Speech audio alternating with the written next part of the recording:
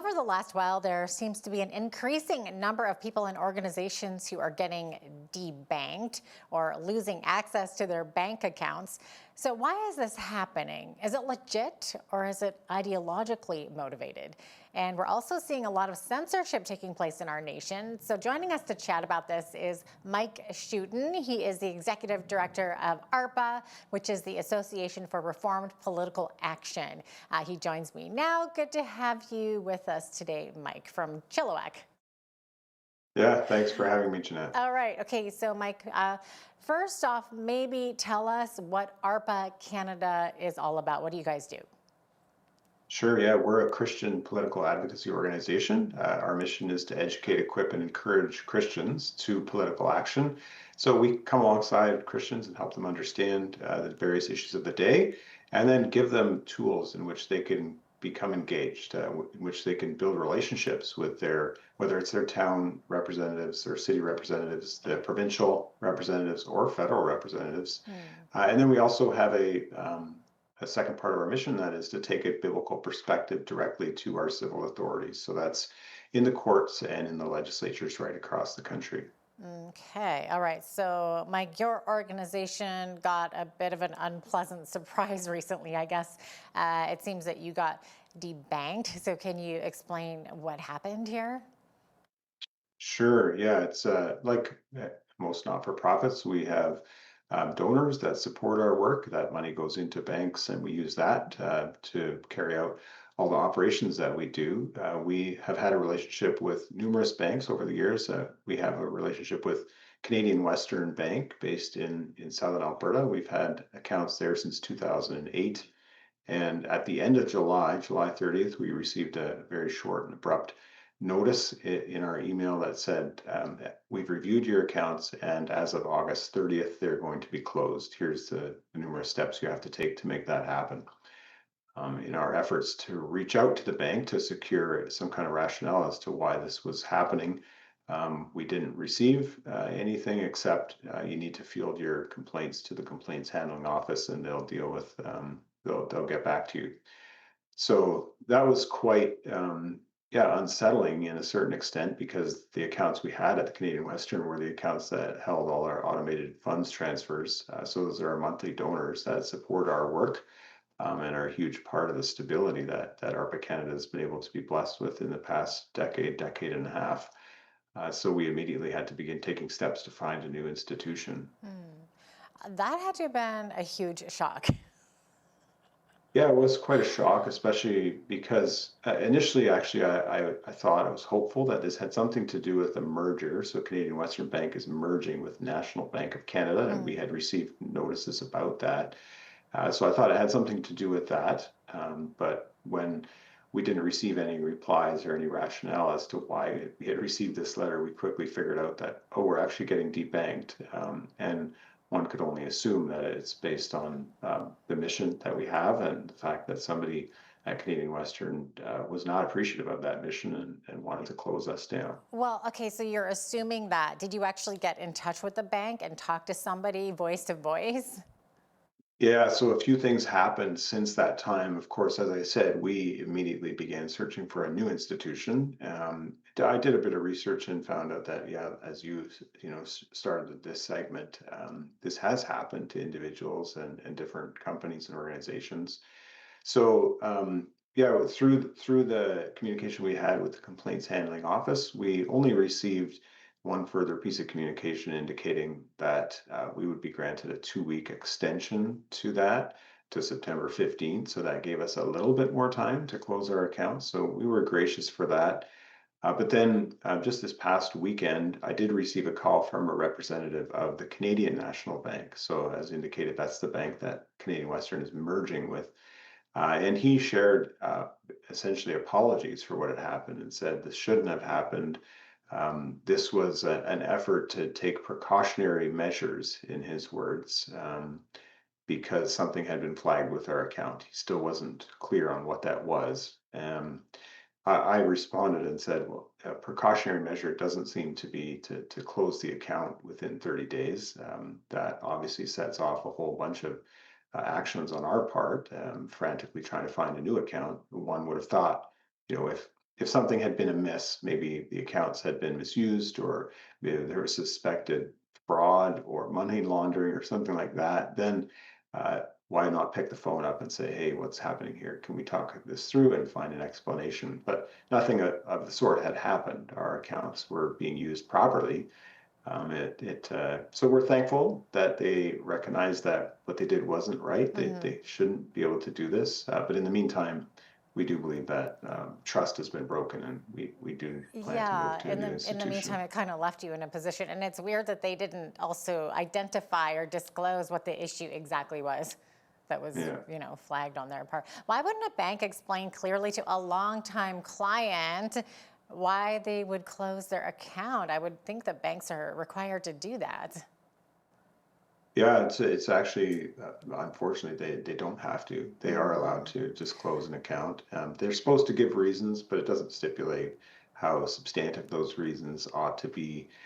And I think it's another example of when Christians desire to speak truth into the public square. Clearly, there's people and forces in our country that don't appreciate that, and while they don't have a rational argument with some of the issues that we're working on, they just resort to censorship and desire to close us up. Well, it seems to me like it shouldn't matter what the organization is or what they do. A bank should still want to hold your money. It's not like they interview their potential clients to see if their values line up or anything like that. But at the same time, I guess the argument is if it's a private company, it can choose to not do business with whomever they choose. But it is strange, and it's also looking like you're not the only one in this situation that this is happening to, right? We've heard that there's at least one other similar group who had their account closed by, was it the same bank? Is that true? Yeah, it was the same bank, and it was two other organizations that are involved in similar type of work. One of them's involved in pro-life advocacy work. Another one's involved in just Christian journalism and activism. And they're co-belligerents of us, if you will. So we found out from them in the communications that we have that they had received the very same letter, and the same actions were being taken against them. Yeah. Now, I understand your group, ARPA, also put up a billboard in Hamilton to promote an event that you're hosting. And I think the event is called Let Kids Be. And the mayor of Hamilton, Andrea Horwath, didn't like your billboard. So tell us what happened here. Yeah, so ARPA Canada has affiliates throughout the country. They're called ARPA chapters. So these are Okay. groups of volunteers that carry out some of the actions that we're putting out there. They're kind of conduits for the work of ARPA into the local community, and are very successful in what they do. And when they saw the campaign that we have called, you're right, Let Kids Be, which is a campaign to end medical transitioning of minors, they decided, hey, this is a message that people in Ontario need to hear. So they pooled some resources together and purchased an advertisement on one of those big electronic billboards just outside the main city of Hamilton on the Lincoln Alexander Parkway. And the ad simply said, letkidsbe.ca, and then underneath it said, stop medical transitions for minors.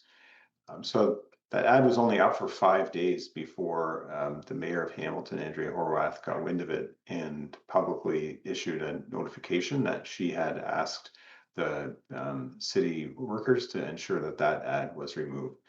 So that was unfortunate. I think not a surprise to us that the ad would receive some negative pushback from activists who are promoting transgender lifestyle, but certainly that the mayor would use her authority to order the sign removed was somewhat surprising, and is a clear violation of our charter right as Canadians to the Section 2 Charter rights, freedom of expression. And So the billboard was on privately owned land, too? That's what I had heard. no, this billboard was on city-owned land on Astral Media, which rents the space for the billboard.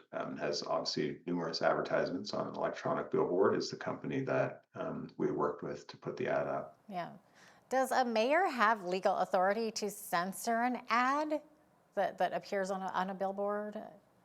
No, no, Okay. not at all. So she's clearly overstepped, and since this became public, she made it public that this was happening. Many different groups throughout the country have approached us and said, "Hey, we're willing to work with you. We might not even think the same as you on this particular issue, but we believe in freedom of expression, and that freedom needs to be protected, and a government official can't just impede that by dictate, as Mayor Horwath has done." So we're very confident that the legal action which we are initiating through our law and policy team, that will be successful, as it has been actually in the past, even in the very city of Hamilton, when it comes to freedom of expression.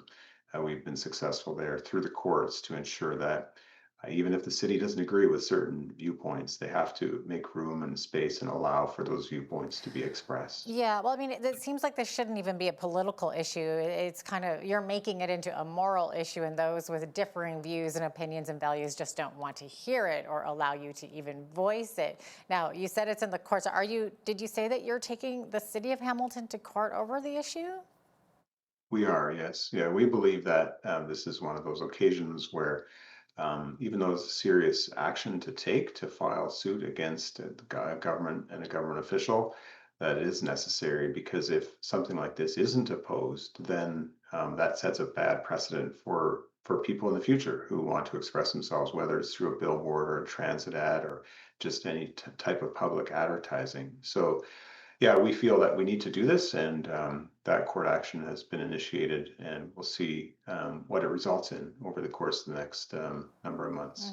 It feels like we're in a society where it's no longer acceptable to have healthy debates and to agree to disagree in a respectful manner. So, what kind of message is that sending?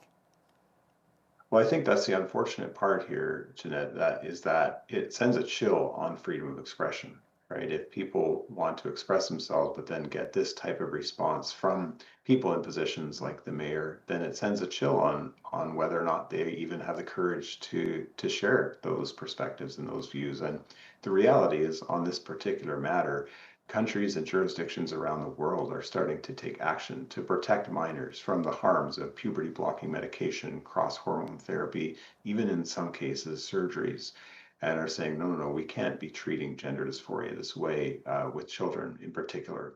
And we believe that it's time that Canada also takes those steps. And in order to foster good, healthy public dialogue about this, we need the ability to freely express ourselves. Like I said, whether it's through billboards or other means. Yeah. Well, So I guess that's why it we goes believe it's both important. ways, though. I mean, you have your views, other people have opposing views, and they would say that it's important that those are available to people with gender dysphoria, because the opposite can happen. They can lead to suicide and whatnot. So it's important to have education on both sides and to talk to people who are going through those issues.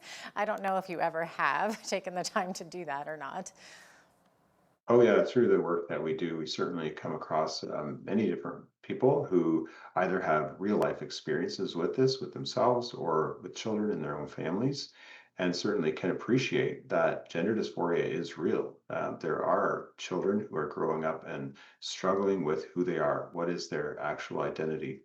Our submission from the policy level is that the solutions that the government and the medical community are proposing and promoting for gender dysphoria are actually resulting in irreversible harms that many children, as they grow up, are regretting those actions that they've taken, and leads to further instances of suicidality, mental health issues, etc. So you're right. We believe there should be vigorous debate. And just as one example of that, when these same advertisements went up on buses in London last year, they weren't censored. There was vigorous debate, and people who were proponents of these types of treatments actually took out their own advertisements and put them on buses as well. It led to even more debate.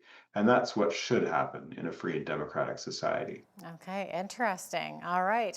Thanks so much for being with us today, Mike. Appreciate having you on. Yeah, thank you. Take Mike care. Schouten is the Executive Director of ARPA Canada. I'm Jeanette Roche on behalf of all of us here at Bridge City News. Thanks so much for watching.